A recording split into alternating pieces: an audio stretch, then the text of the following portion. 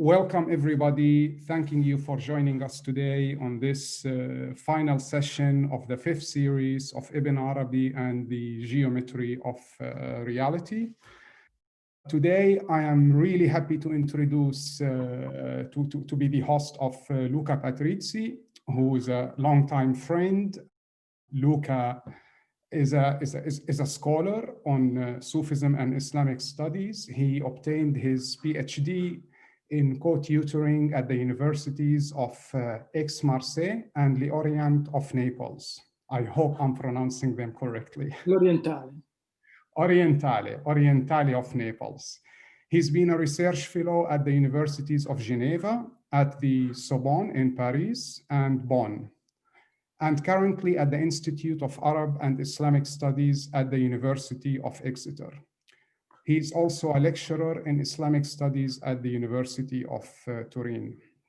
Further, Luca is also my co-representative of MIAS Latina in Italy, and he helped recently organize and coordinate MIAS 3 days Italian symposium earlier this year in Calabria at the University of Calabria, which was kindly hosted by Alberto Ventura.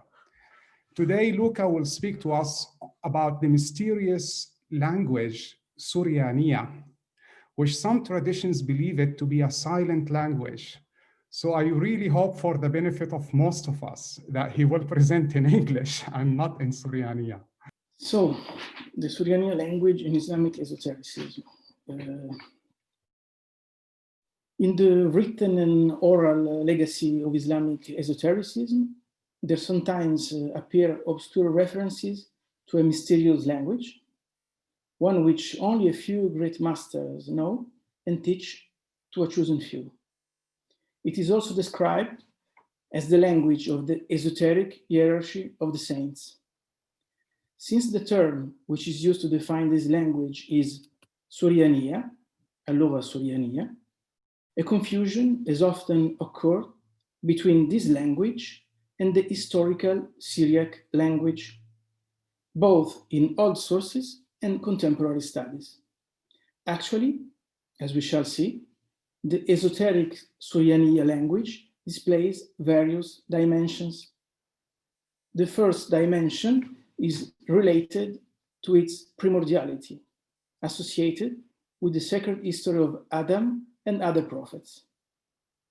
The second dimension, always in relation with the first, is connected to its supernatural nature, which makes it an instrument of communication with the invisible intermediary world, the world of angels and supernatural beings, such as the jinns. Finally, the Suryāniyya reveals a third dimension that we will discuss in particular, since it is considered as the esoteric language of saints in Sufism. If only occasional references to this language are to be found in the works of Ibn Arabi, we will see that some important aspects of it are disclosed by other later important Sufi masters. We start with the primordial dimension, and first of all, we must say that speculations about the primordial language can be found in various religious contexts. The different religions usually identify this language with the language of their sacred books. For instance, Hindu doctrines identify Sanskrit with the primordial language, considering Veda as a direct transcription of the divine language. Likewise, Judaism identifies this language with biblical Hebrew. In Christian sources, too, there are discordant opinions, some indicating Hebrew, while other Syriac, which according to some opinions was also the actual language spoken by Jesus. Then the confusion between historical Syriac and the Suryāniyya language must be prevented by explaining that both are actually written in Arabic in the same way, namely Suryānī or Suryāniyya. And this term, Suryāniyya or Suryānī, derive derives from the Syriac term Suryāniyya, which derives from the name of one of the sons of Sem, cited in the Hebrew Bible, Assur, or rather Ashur, considering the word composed by the Semitic article al and shur or sur. The second form, Ashur, is in Persian. It's not Arabic, it's Persian. And the first one is Hebrew, as you can see. From this term also derives the ancient name Assyria, as well as the name of its population, the Assyrians. Even if it is not in the same geographical position, the current name of Syria, Surya, derives from this ancient name. The name of the main deity of the Assyrians also is Assur or Ashur, a solar deity, probably related to the mysterious Zoroastrian Faravahar, which displays a very similar iconography.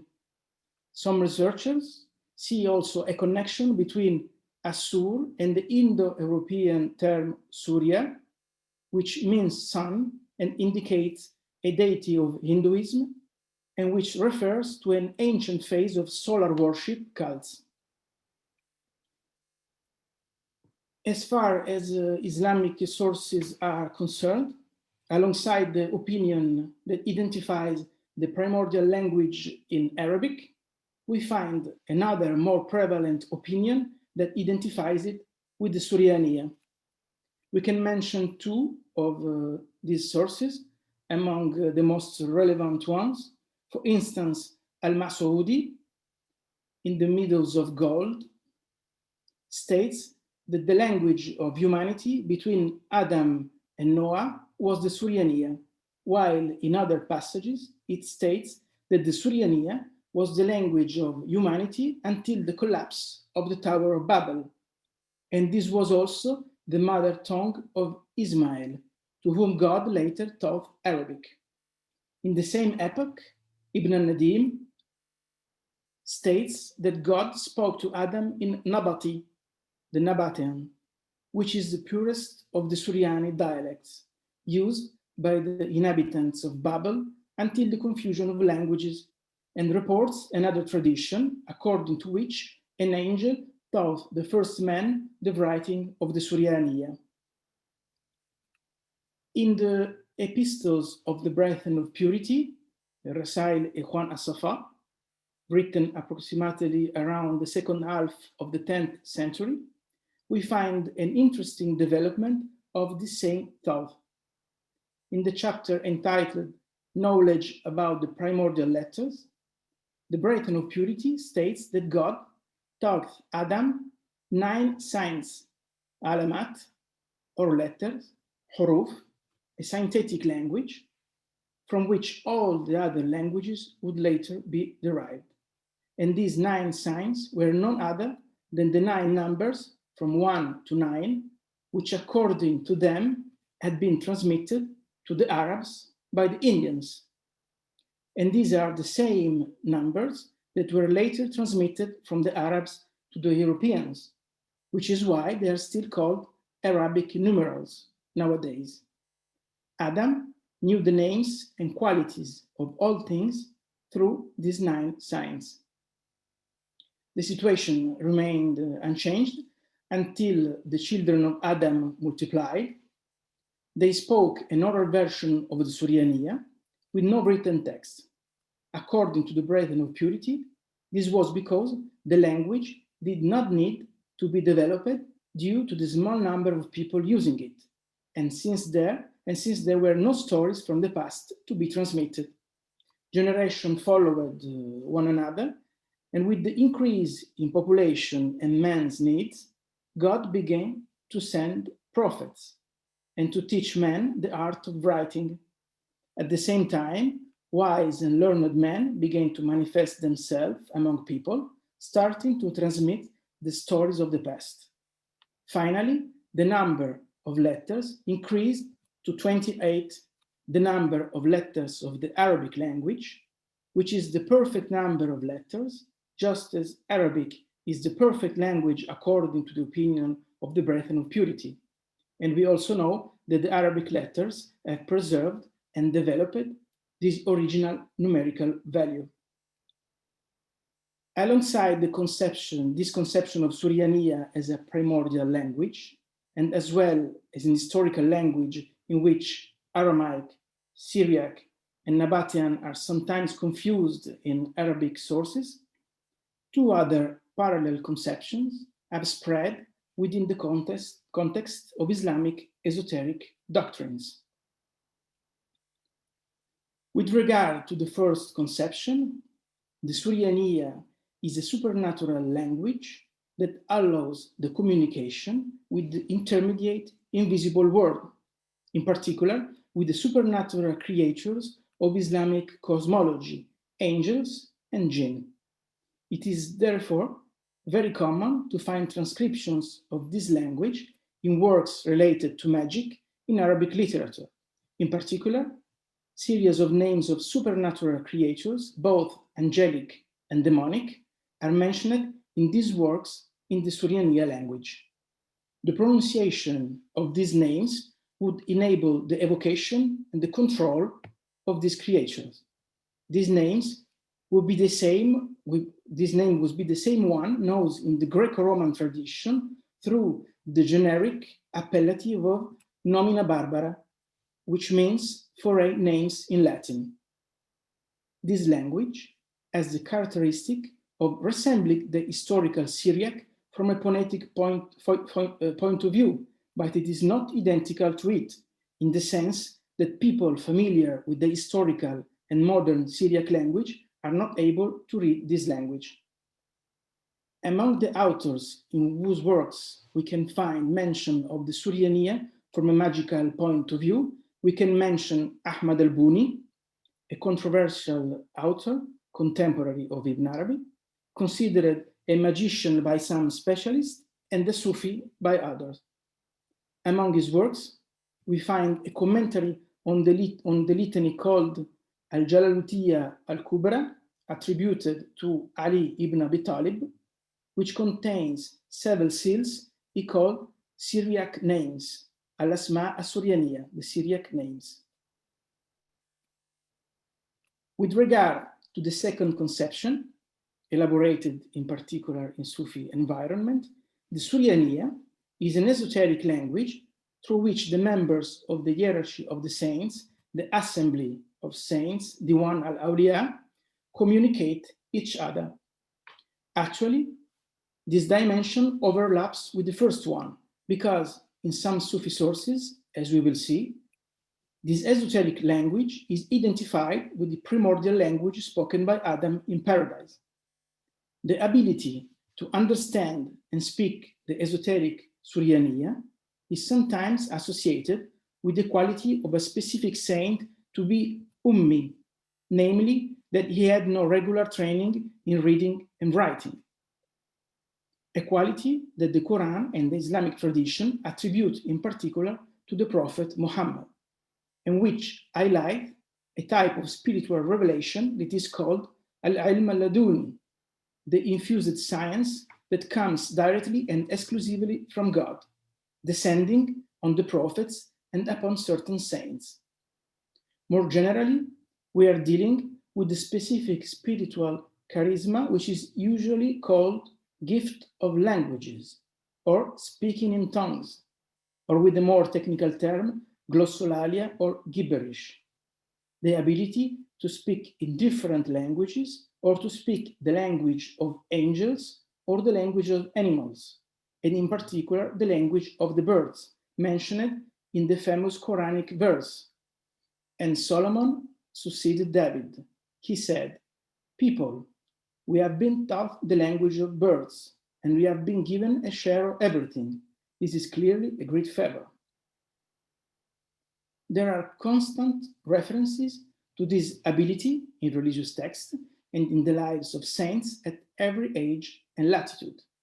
One of the most interesting medieval examples is the manuscript attributed to the famous Christian saint Hildegard of Bingen, written in a totally unknown languages and entitled Lingua Ignota. This is a manuscript of this text of Hildegard von Bingen, and this is one detail in which there is a transcription in this language of the Latin letters. Until now, no one has been able to decipher this book. The first Sufi master to whom hagiographic sources attribute the infused ability to read ancient languages, in particular Egyptian hieroglyphics, as well as to understand the Suryāniyya, is the celebrated Dhunnun al-Misri, the only Sufi master to whom Ibn Arabi has dedicated a special biography. With regards to Ibn Arabi, to my knowledge, there are only a few veiled references to Suryāniyya in his work. Stephen Irtenstein drew my attention to the titles of 2 chapters of the Futuhat al-Makkiyya, already mentioned by Stephen and Pablo Benedito in a footnote of their translation of Ibn Arabi's weekly Awrad, the 7 days of the art.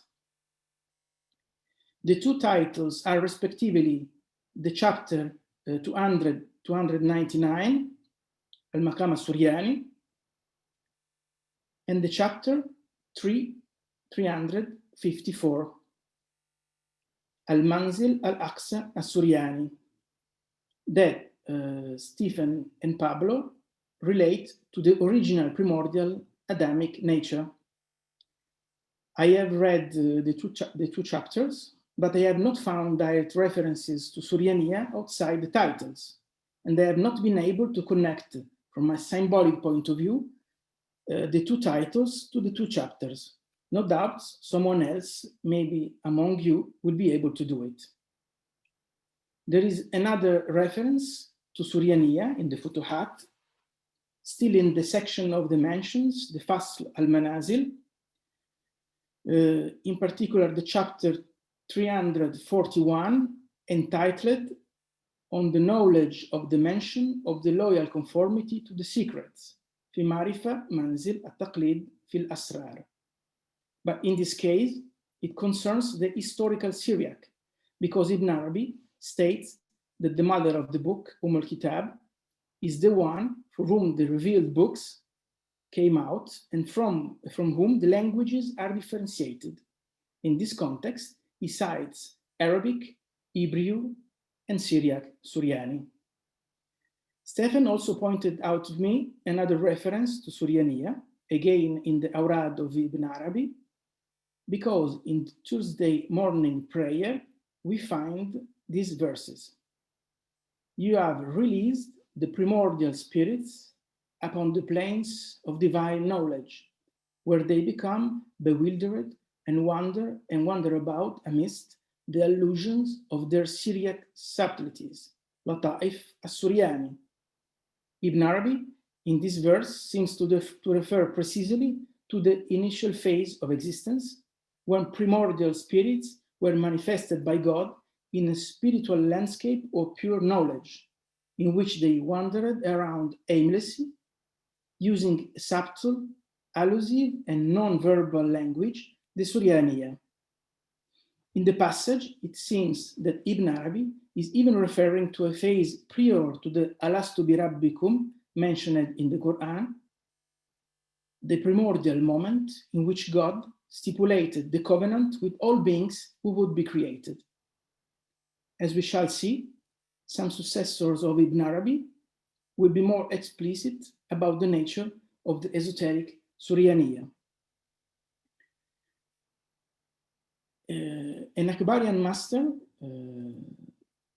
after Ibn Arabi, Abdul Karim al-Jili, in his famous book, The Universal Man, Al-Insan al-Kamil, states that both the Zabur, the sacred book revealed to the Prophet David, and the Injil, revealed to Jesus according to the Quran, were revealed by God in the Syriac language, al-Suryāniyya, but it is not clear to which dimension of Suryāniyya al-Jili is referring.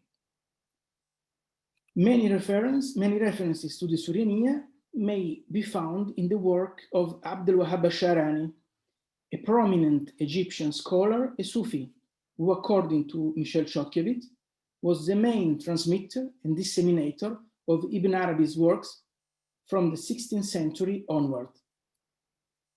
In his collection of biographies of Sufi saints, At-Tabaqāt al-Kubra, Shaʿrānī relates that his main teacher, Ali al-Khawwas, who was Ummi, illiterate, often began to speak in incomprehensible language that sounded Jewish or Syriac, in the same ways as another of his teachers, Muhammad al-Sarawi, who spoke Hebrew, Syriac, and even Persian when he was in an intense spiritual state.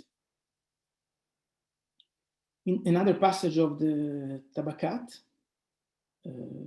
he introduced the famous Egyptian saint Ibrahim al-Dasuqi, and he says that also Ibrahim al-Dasuqi spoke Syriac, Hebrew, Persian, Ethiopian, and all the languages of the birds and wild animals. And he then reports fragments of writings that Dasuqi would have left to his disciples, composed of words in a mysterious language. As you can see, it's really difficult to read. We can only try to read some passages.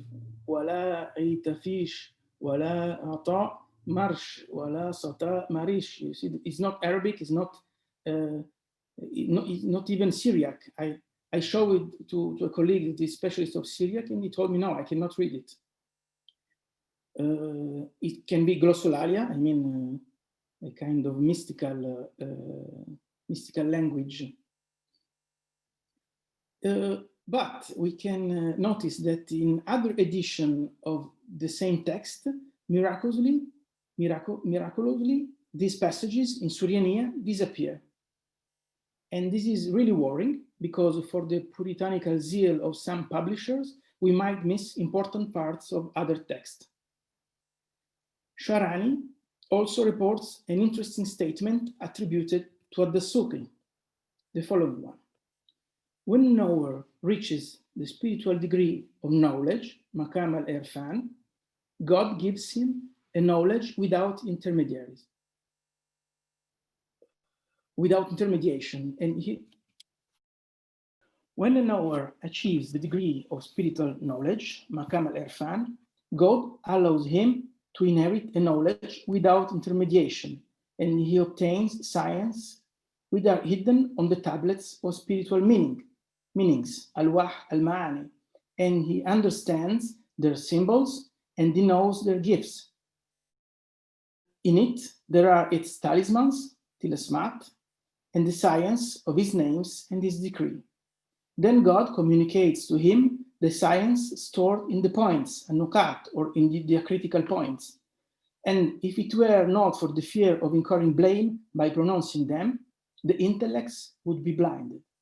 He also receives the knowledge of different foreign languages, the science of the letters, the inner meaning of grammar, and understands what is written on the leaves of the trees, on the water, on the air, on the earth, and on the sea, and what is written on the surface of the heavenly vault, and what is written on the foreheads of men and jinns about their destiny in this world and in the other, and what is written without writing over the above and under the underneath.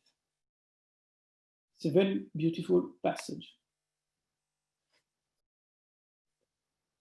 And it is interesting to notice that in the modern edition, this passage is provided with a funny footnote stating La dalil sha'ri ala dhalika. There is no legal indication about this, meaning neither from the Quran nor from the Sunnah, a phrase that shows the level of banalizations connected to the contemporary reformist mentality, even of those who produce critical editions of Sufi texts. Again, in the Tabaqāt as-Sufiyya, Shaʿrānī states that another saint, Muhammad Wafa, would have composed enigmatic books written in an incomprehensible foreign language between 7 and 10 years of age. In a passage of another of his works entitled al-Jawāhir wad-Durar, the gems and the pearls, formula with which he indicates the words of his master Ali al-Khawwas, Shaʿrānī reports a dialogue with his master about Suryāniyya. I asked our master, how did Adam and his children preserve the book and the norms if no one knew the scripture at that time, since God did not teach it to anyone in the whole universe? He replied, Adam and his children, thanks to their superior knowledge, forgot very little. They had learned the names of the letters, they spoke and expressed the meaning by allusion, but none of them wrote with their own hand with the calamus. Moreover, none of them learned the language, but they kept it in mind because of the small number of its words and letters. All men on earth in that age were nomads, and communication was reserved for what was strictly necessary. There were no stories from the past, and in the book they preserved, there was no memory of who had lived before them. This is because the language of angels, which is the Suryāniyya language, is not written on material bodies, but its matter are the spiritual substances, al-Jawāhir al-Nafsaniyya. This situation remained unaltered until changes occurred in their condition. Their knowledge diminished, and their forgetfulness grew. Narrations increased, and knowledge of the chronicles of past ages became necessary. Then God made the art of writing manifest to them as a benefit and mercy on his part. Then I asked him, but when Adam descended in India, did God teach him the Indian or Arabic letters?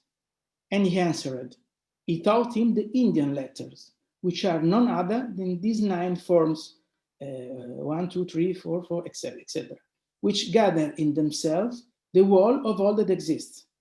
In them, the whole of meanings is concentrated, and the parts of each calculation and all the numbers are summarized.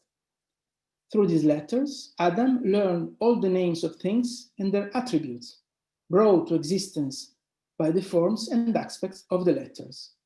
Adam and his children continued in this way until the number of his children grew. They spoke the Suryāniyya.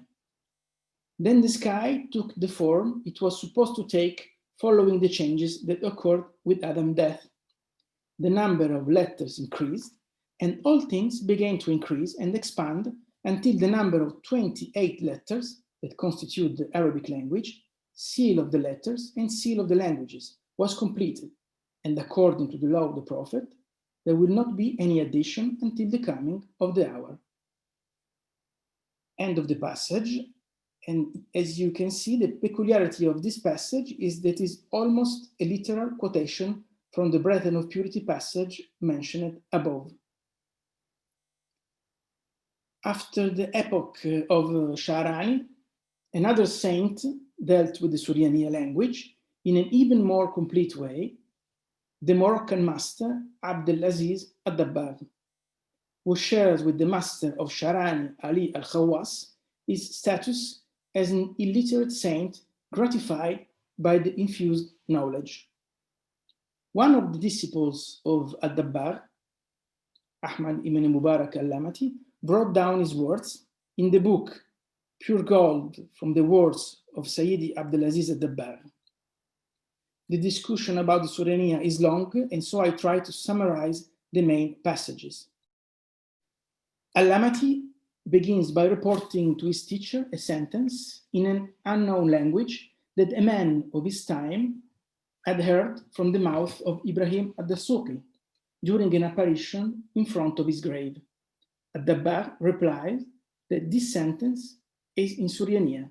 He gives the translation into Arabic, stating that ad-Dasuqi was one of the greatest saints who reached a very high spiritual degree and therefore was among those who knew Suryāniyya. Al-Dabbāgh then states that the Suryāniyya is the language of the spirits, and the saints who are members of the Diwan al-Awliya, the Supreme Assembly of the Saints, speak to each other, and the members of the Assembly of the Saints speak to each other in this language because it is concise and at the same time immensely meaningful. When asked whether the Arabic language is at the level of the Suryāniyya, al-Dabbāgh replies that only the language of the Quran is at its level. According to al-Dabbāgh, the Suryāniyya, unlike other languages, is not composed of words, but of alphabet letters, and each letter conveys a meaning. The letters joined together are like words joined in the sentences in other languages, and the Suryāniyya is spread in other languages through the individual letters.